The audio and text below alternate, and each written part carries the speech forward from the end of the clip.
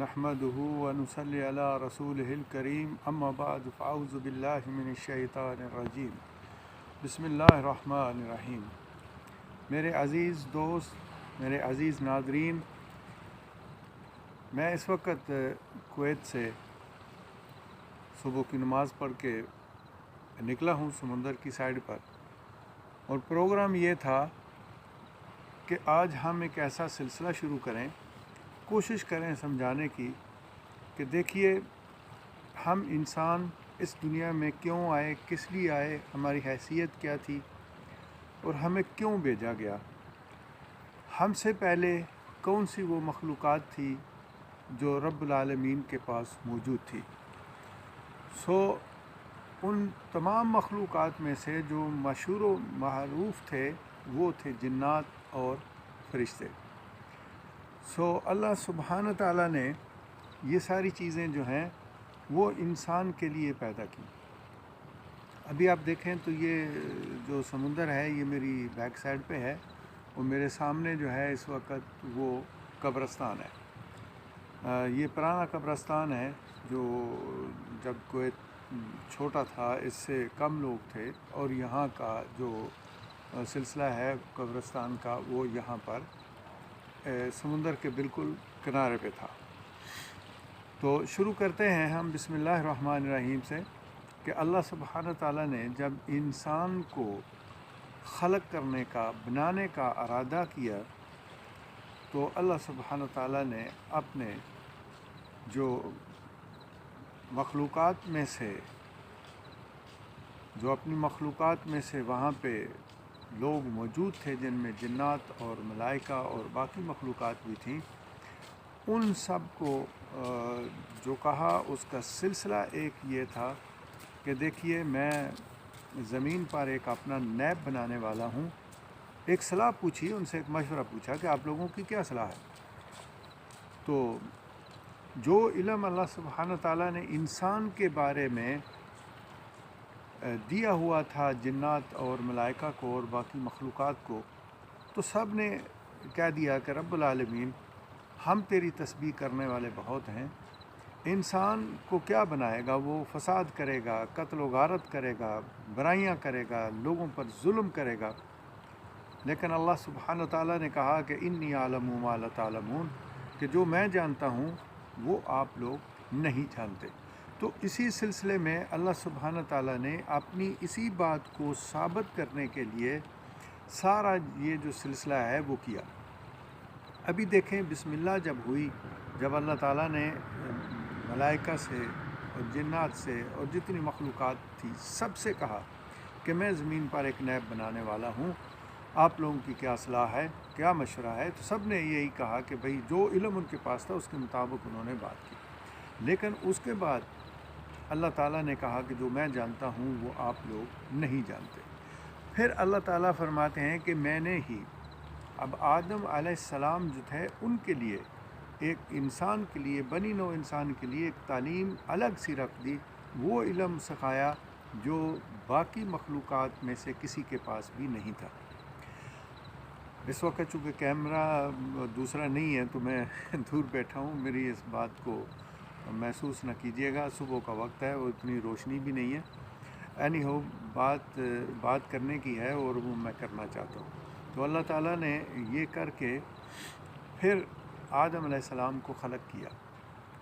خلق کرنے کے بعد پھر اپنی اس مخلوق کو اکٹھا کیا جس میں ملائکہ اور جن بھی تھے۔ میں آپ کو یہ بات بتاتا چلوں کہ شیطان جو تھا یہ عبادت کے لحاظ سے اتنا زیادہ قوی تھا کہ یہ جنت کے سردار تھا، جنت کے سرداروں میں سے ایک، یعنی جنت کا وہ انچارج تھا۔ وہاں پہ جو اس کی صورتحال تھی، جو اس کی حیثیت تھی، جو اس کا سلسلہ تھا، وہ ایک انچارج کا سلسلہ تھا جنت کے اندر۔ لیکن وقت کے ساتھ ساتھ دو چیزوں کا اللہ تعالیٰ نے ہمیں جو ہے اس چیز کا تصور دیا جس کا ہمیں خیال کرنا انتہائی ضروری ہے۔ اس میں ایک بات یہ ہے کہ تکبر جو ہے وہ صرف اللہ سبحانہ تعالیٰ کی ذات کے لیے ہے، کسی اور کے لیے نہیں۔ تو یہاں پہ جب اللہ تعالیٰ نے انسان کو خلق کیا، بنا لیا، تو ملائکہ کو اکٹھا کیا، اس مخلوقات کو اکٹھا کیا، اس میں ملائکہ بھی تھے، اس میں جنات بھی تھے اور باقی مخلوقات بھی تھی۔ تو پھر کہا کہ اب آئیں آپ لوگ، کچھ چیزیں جو تھیں جن کا علم صرف اور صرف بنی نوع انسان کو یعنی آدم کو دیا، آدم علیہ السلام کو دیا تھا، وہ علم کسی اور مخلوق کے پاس تھا ہی نہیں، کیونکہ اللہ تعالیٰ انسان کو اشرف المخلوقات بنانا چاہتے تھے۔ اشرف المخلوقات کا مطلب ہے جو تمام قسم کی مخلوقات اس دنیا میں ہیں، روئے زمین پر ہیں، وہ سب سے افضل ترین جو مخلوق ہے وہ انسان ہے۔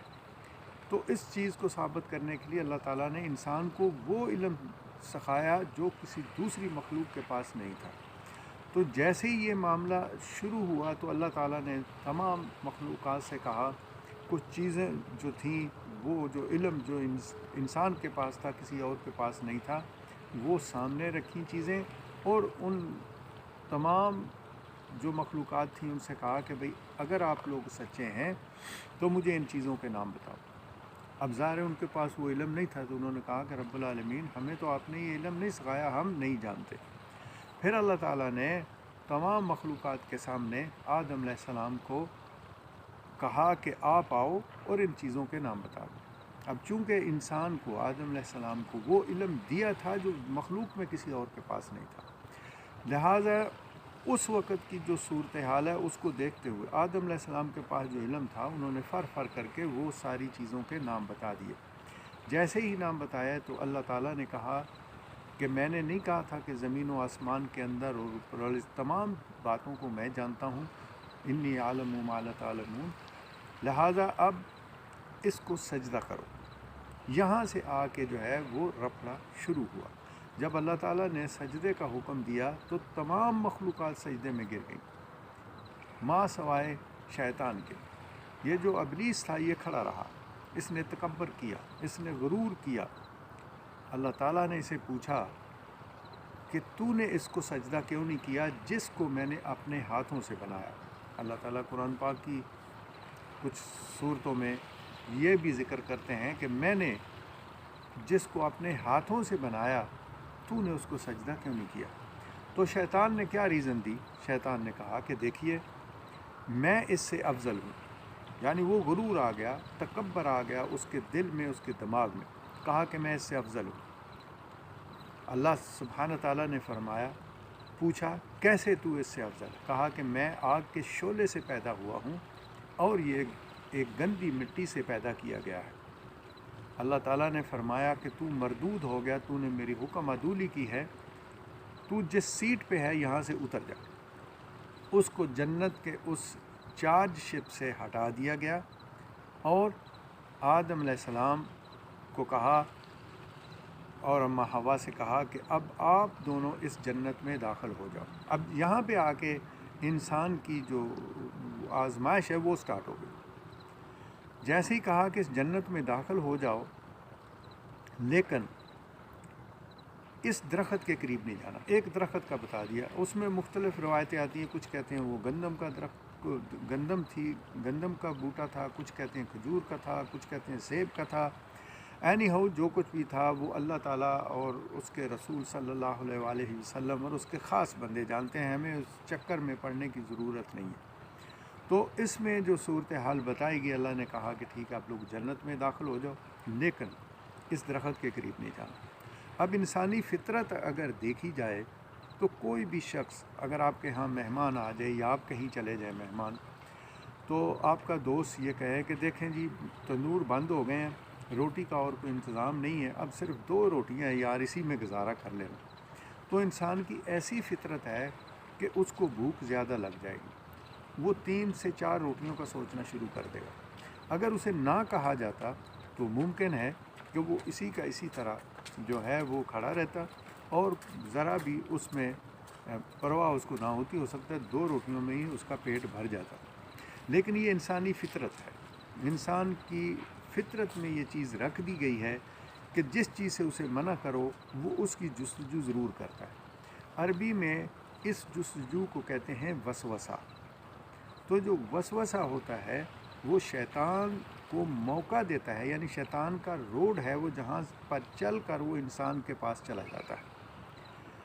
تو وہ آدم علیہ السلام اور اماں حوا نے سوچا کہ پوری جنت تو دے دی ہے، اس درخت میں کیا ہے؟ جیسے ہی یہ سوچا اس میں کیا ہے، تو اس کو کہتے ہیں وسوسہ۔ شیطان کو موقع ملا، شیطان سیٹ سے ہٹا تھا، ابھی تک وہ جنت سے باہر نہیں ہوا تھا۔ کچھ ہمارے علماء دین یہ بھی کہتے ہیں جو اسے اسی وقت جنت سے نکال دیا گیا تھا، لیکن قرآن کہتا ہے کہ وہ اس وقت وہاں پہ موجود تھا۔ اور جیسے ہی آدم علیہ السلام اور اماں حوا نے یہ سوچا تو وہ فوراً ان کے پاس چلا گیا۔ اس نے کہا اگر آپ لوگ چاہیں تو میں آپ لوگوں کو اس درخت کی اہمیت بتا دیتا ہوں۔ شیطان کبھی کسی کو یہ نہیں کہتا کہ فلاں شخص کو قتل کر دو یا اس کو ایسا کر دو یا ویسا کر دو، وہ اس کے بارے میں اس کی برائیاں اس کے سامنے لا لا کے رکھتا ہے کہ یہ ایسا ہے، یہ ایسا ہے، لہٰذا یہ واجب القتل ہے، اسے مار دیا جائے۔ تو یہی کام اس نے آدم علیہ السلام کے ساتھ کیا۔ اس نے کہا جی کہ اگر آپ چاہتے ہیں تو میں آپ کو اس درخت کی اہمیت بتا دیتا ہوں۔ آدم علیہ السلام اور اماں حوا نے سوچا کہ بھی چونکہ یہ انچارج تھا، یہاں کا انچارج تھا، اس کو ایک ایک چیز کا علم ہے، تو پوچھنے میں کیا حرج ہے؟